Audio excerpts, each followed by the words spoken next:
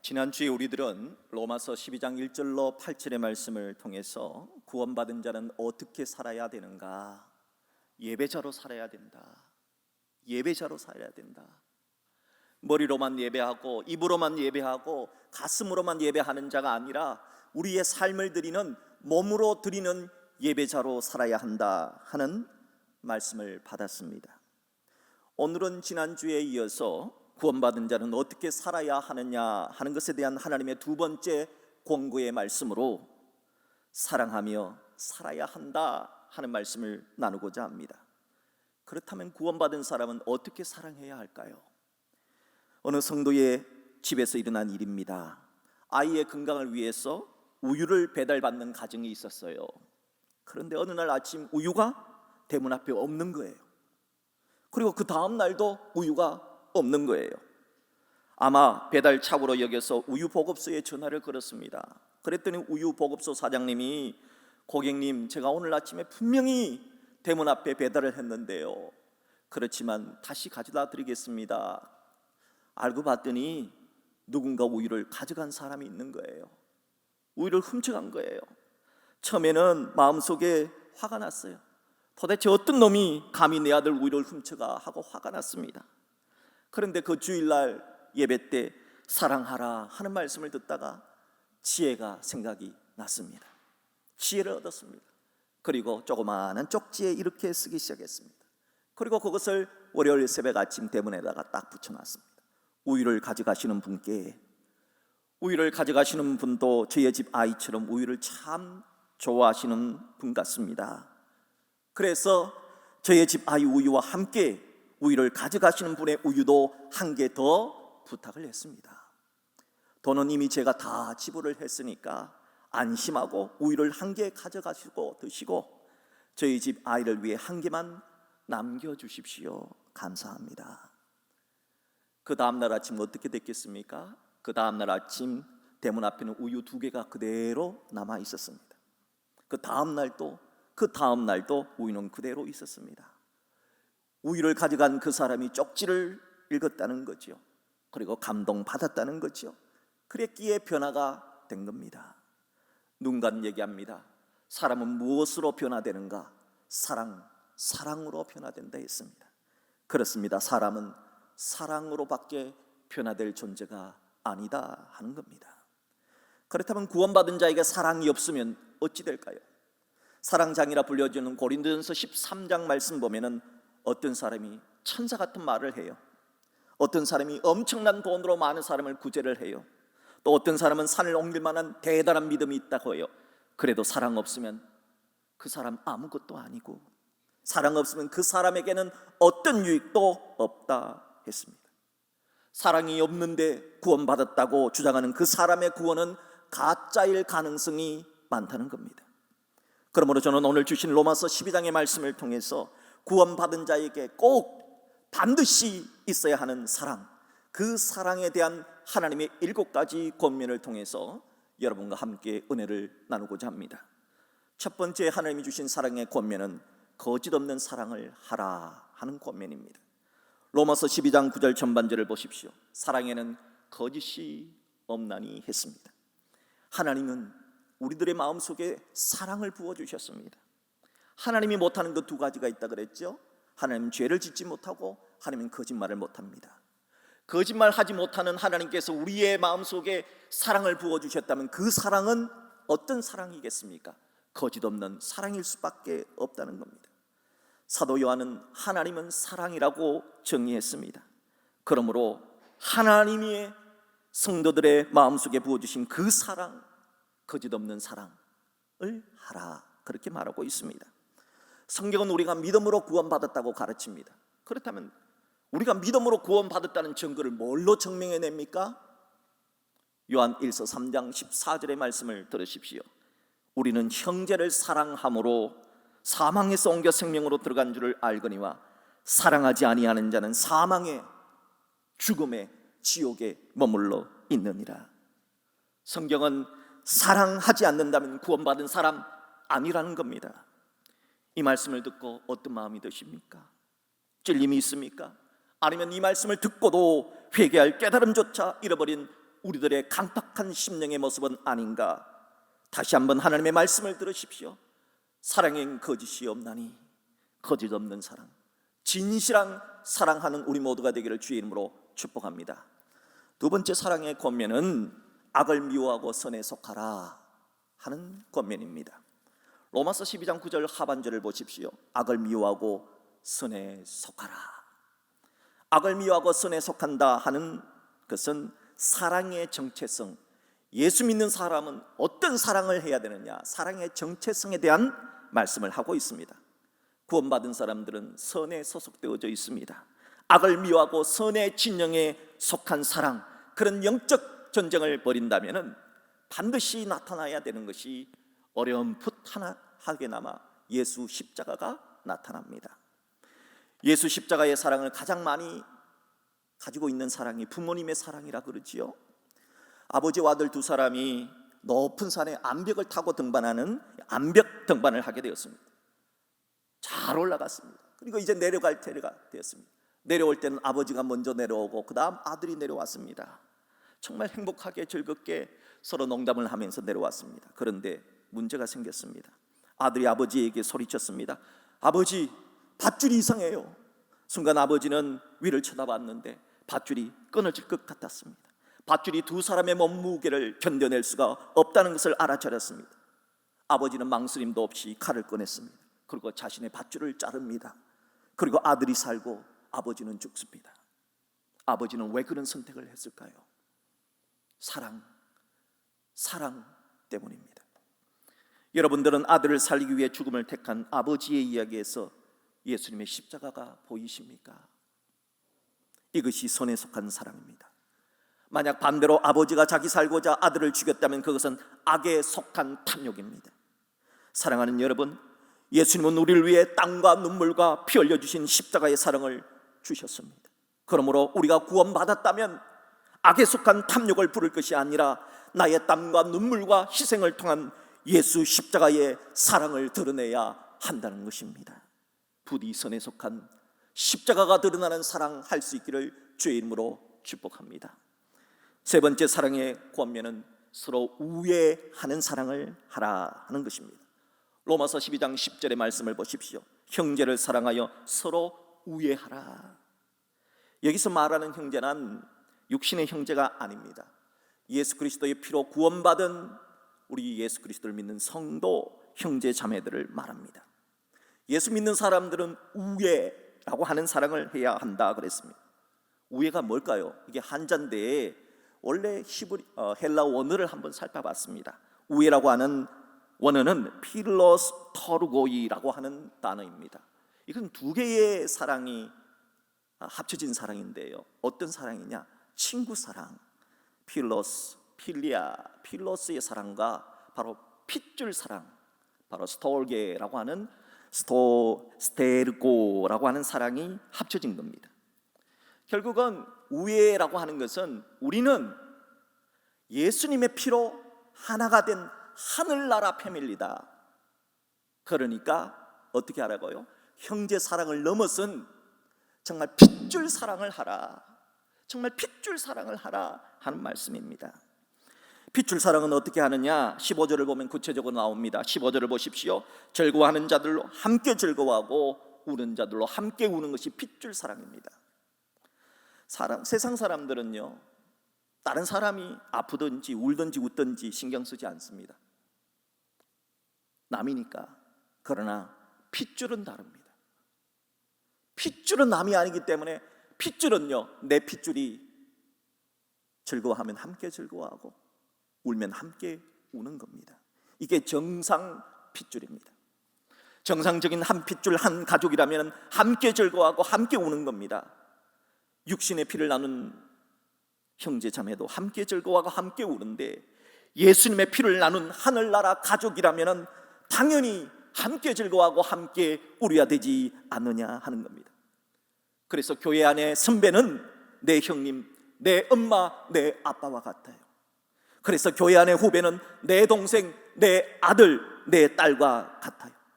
그들의 즐거움은 나의 즐거움이 되고 그들의 눈물은 나의 눈물이 되는 것, 이것이 바로 서로 우애하는 사랑을 하라 하는 말씀입니다. 그런데 우리가 이게 안 되는 이유가 뭡니까?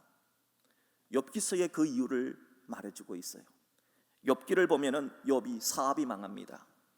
욥은 그 당시에 동방에서 가장 큰 부자라고 했으니까 백만장자, 천만장자, 말할 수 없는 엄청난 지금 빌 게이츠 같은 그런 거부였어요. 그런데 하루아침에 빈털터리가 됩니다. 그리고 병이 생깁니다. 몸에 피부암까지 생깁니다. 너무 갑작스럽게 한꺼번에 삽시간에 일어난 일입니다. 이때 욥의 세 친구가 야, 백만장자인 욥이 이런 일을 당했다 하는 소식을 듣고 멀리서 찾아옵니다. 많은 말을 합니다.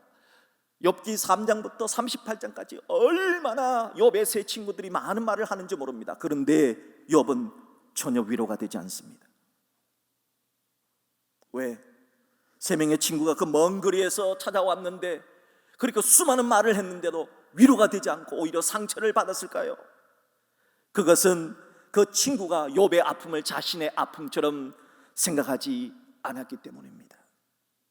저는 욥기서를 읽을 때마다 회개합니다. 문득 내가 욥의 세 친구는 아닌가 그렇게 후회하고 또 기도합니다. 내가 목사로서 누군가를 위로한다고 했지만은 내가 전혀 위로가 안 되었다면은 나는 욥의 세 친구와 뭐가 다른가? 그래서 하나님께 기도합니다. 저는 솔직히 성도들 중에서 갑작스럽게 아픔을 당했다는 말을 들을 때마다 무슨 말로 위로해야 될까 고민합니다. 그러다가 충분히 그 사람의 아픔을 다 표현 못할 때가 많습니다. 그럴 때마다 저 자신의 무능함을 느낍니다. 하나님 저에게 위로의 능력을 주셔서 우는 자들로 함께 울고 즐거워하는 자들로 함께 즐거워하게 하소서 기도합니다. 사랑하는 여러분, 저를 위해서 기도해 주십시오. 저를 위해서 기도해 주실 때 우는 자들도 함께 우는 목사, 즐거워하는 자들로 함께 즐거워하는 그런 목사 될 수 있도록 여러분 중보 기도를 부탁드립니다. 그리고 저도 새벽마다 여러분을 위해서 기도합니다. 여러분들이 함께 울고 함께 즐거워하는 그런 성도 될 수 있도록 기도합니다. 바라기는 우리 모두가, 대연의 모든 공동체는 함께 울고 함께 즐거워하는 그런 사랑의 공동체 될 수 있기를 주의 이름으로 축복합니다. 또한 네 번째 사랑의 권면은 서로 먼저 존경하는 사랑을 하라 하는 겁니다. 자, 로마서 12장 10절 하반절을 보십시오. 존경하기를 서로 먼저 하라. 여러분, 우리 성도들끼리 사랑하는지 안 사랑하는지 어떻게 합니까? 그걸 알 수 있는 방법이 있대요. 그게 존경이래요. 존경은 눈빛만 봐도 알 수 있습니다. 존경은 말 한마디만 해도 알 수 있습니다. 존경은 태도만 봐도 알 수 있습니다. 존경하는 태도는, 존경하는 눈빛은 다르다는 거예요. 그게 사랑이라는 겁니다. 존경은 사람에게는 장점도 있고 단점이 있지만은 사람에게 있는 장점을 크게 보고 크게 평가하는 것을 존경이라고 하는 겁니다. 사랑은 반드시 존경이 따라야 한다 하는 겁니다. 우리 모두는 예수님의 피로 하늘나라 패밀리가 된 한 핏줄 공동체입니다. 그런 자들이 모여서 교회에서 회의를 할 때가 있죠. 공동의회를 하고 재직회를 하고 또 남녀 전도의 원례를 하기도 하죠. 그럴 때는 어떻게 해야 하느냐? 성경이 말하는 교회 회의에 대해서 성경은 이렇게 말합니다. 로마서 12장 16절을 보십시오. 서로 마음을 같이하여 높은 데 마음을 두지 말고 도리어 낮은 데 취하며 스스로 지혜 있는 채 말라. 이것이 성경이 가르쳐주는 회의 방법입니다. 성경이 가르쳐주는 회의는, 교회는 당회를 하든지 공동의회를 하든지 재직회를 하든지 남녀 전도회를 하든지 서로 마음을 같이 하라. 높은 데 마음을 두지 말라. 교만하지 말고 잘난 체 말고 겸손하게 회의하라 하십니다. 이와 똑같은 말씀을 빌립보서 2장 2절로 3절에서 이렇게 말합니다. 잘 들으십시오. 마음을 같이하여 같은 사랑 가지고 뜻을 합하여 한 마음을 품어 아무 일에든지 다툼이나 허영으로 하지 말고 오직 겸손한 마음으로 각각 자기보다 남을 낮게 여기며 회의하라 하는 겁니다. 이게 교회의 회의 방법입니다. 교회의 회의는 세상의 회의와 달라야 됩니다. 왜 달라야 됩니까? 세상의 회의는 회의에 참석하는 사람들이 예수 그리스도의 피를 받은 사람이 아닙니다. 그런데 교회의 회의는 누가 회의를 합니까? 예수 그리스도의 피를 받은 한 몸 한 공동체가 회의를 하는 겁니다. 그러니까 세상의 회의와 수준이 더 높아야지 세상의 회의처럼 수준이 낮아서 되겠느냐 하는 것이지요. 여기서 우리가 중요한 것이 한 가지가 있는데 먼저 하라는 겁니다. 먼저 존경하라는 겁니다. 사람들은 이걸 자꾸 거꾸로 적용을 합니다. 상대방이 먼저 나를 존경해주면 그때 내가 존경해 줄게라고 말합니다. 그러나 하나님은 그렇게 말하지 않습니다. 아니다, 내가 먼저 존경하라 하십니다. 이왕 할 전화라면 내가 먼저 전화해. 이왕 할 사과라면 네가 먼저 사과해. 이왕 할 존경이라면 그 사람이 나를 존경한 다음에 존경하려고 하지 말고 먼저 존경해 줘. 이것이 사랑이다. 여러분, 우리 이런 사랑, 먼저 하는 그런 사랑 할 수 있었으면 좋겠습니다. 다섯 번째 사랑의 권면은 부지런하게 사랑해라. 로마서 12장 11절의 말씀을 보십시오. 부지런하여 게으르지 말고 열심을 품고 주를 섬기라. 사랑하면 이상한 특징 두 가지가 나타나요. 첫째는 게으름이 없어집니다. 사랑하는 남녀를 보신 적이 있습니까? 밤도 없고 낮도 없고 새벽도 없고요. 이건 anytime, anywhere. 지하철도 없고요. 어떤 데는 그 버스 안에서도 아주 낯뜨거운 그런 일들을 그 시기를 하시더라고요. 그건 좀 안 했으면 좋겠는데. 그게 왜냐하면 사랑하면요, 이게 눈에 뵈는 게 없거든요. 사랑이 그런 거란 거예요. 또 사랑은 부지런해집니다. 열심을 냅니다. 마음이 뜨거워져요. 그래서 열심을 품고라고 하는 원어의 뜻을 찾아보니까 뜨거워진 마음이라고 그래요. 사랑을 하면은 얼마나 뜨거워지는지, 사랑을 하면 얼마나 부지런한지 모릅니다. 열정이 생깁니다. 예수님은 열심 있는 것을 좋아합니다. 그래서 예수님은 열심 없는 라오디게아 교회를 향하여서 이렇게 책망했습니다. 내가 열심을 내라 회개하라. 왜냐, 주님은 사랑한다면 열심이 생길 수밖에 없습니다. 주님 사랑하는 사람을 보십시오. 새벽이든 밤이든 낮이든 주님께 예배하지 않습니까?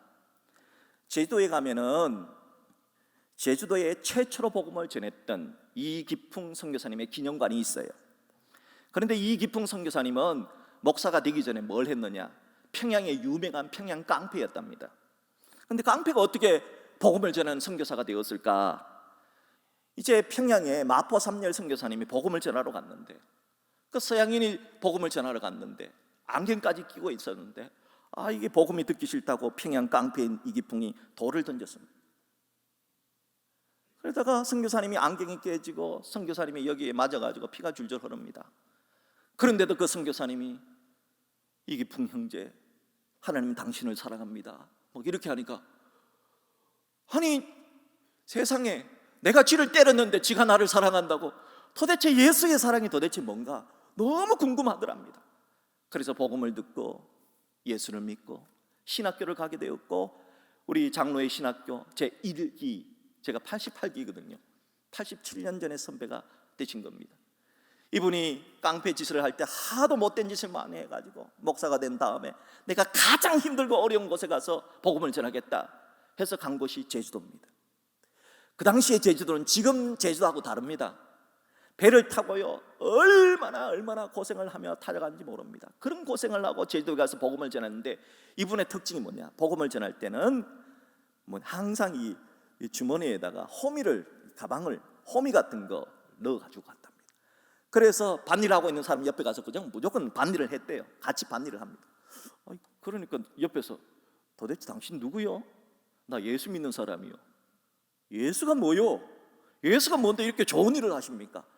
예수는요 하면서 복음을 전했다는 거예요. 그래서 13년 동안 무려 30개의 교회를 개척했다는 겁니다. 이기풍 목사님의 가훈은 내가 죽도록 충성하라. 내가 죽도록 충성하라. 그리하면 내가 생명의 멸관을 내게 주리라 하는 가훈이었답니다. 얼마나 열심히 복음을 전했던지 성대가 다 찢어졌답니다. 그런데도 말을 할 수 없으면 손으로 글씨를 써서 복음을 전했다는 겁니다. 그래서 신학자 한철아 박사는 이렇게 말합니다. 기독교는 열심의 종교다. 그렇습니다. 주님이 얼마나 우리를 열심히 사랑하신지 아십니까? 우리를 죽을 만큼 사랑한 지독한 열심의 사랑이 있는 종교가 바로 기독교입니다. 그 열심 10분의 1, 100분의 1, 아니 1000분의 1, 만분의 1이라도 본받아 우리 모두 열렬히 사랑하는 주의 성도들 될 수 있기를 주의 이름으로 축복합니다. 여섯 번째 사랑의 권면은 소망을 가지고 사랑하라는 권면입니다. 로마서 12장 12절의 말씀을 보십시오. 소망 중에 즐거워하며 환난 중에 참으며 기도에 항상 힘쓰며. 사랑은 소망의 성격을 갖고 있습니다. 현실이 힘들더라도 미래에 소망이 있는 사람은 힘들지 않게 느낍니다. 죽으면 나는 반드시 천국 간다는 믿음이 있는 사람들은 임종할 때 보세요. 얼굴을 보면 달라요. 저는 입건하기 전에 많은 사람들의 임종을 지켜봤습니다. 염할 때 보면 얼굴을 보면 달라요. 밝아요. 환해요. 왜죠? 천국 가니까요. 소망이 있기에 즐거워하며 사랑할 수 있습니다. 소망이 있기에 환난을 참을 수 있습니다. 소망이 있기에 기도에 힘쓰며 사랑할 수 있습니다. 지금 로마서를 받고 있는 1차 수신자들은 미치광이 로마 황제 네로의 불같은 환난을 이제 곧 당하게 됩니다. 하지만 그들은 박해 속에서 로마 제국이 장차, 지금은 박해하는 국가지만 장차 기독교 국가가 될 수 있을 것이라는 그런 소망을 가지고 복음을 전했습니다. 그 소망 때문에, 그 아름다운 열심 때문에 200년 동안 기독교를 박해했던 로마 제국은 AD 313년 콘스탄틴 황제 때 밀라노 칙령을 통해서 예수 믿는 기독교 국가가 되지 않았습니까? 여러분, 사랑은 오래 참고 사랑은 모든 것을 견뎌내는 겁니다. 혹시 여러분 사랑받아야 할 가족으로부터, 친척으로부터, 사랑받아야 할 친구로부터 지금 환난을 당하십니까? 지금 사랑받아야 마땅한 가족, 친척, 일가 지인으로부터 혹 핍박을 받고 있습니까?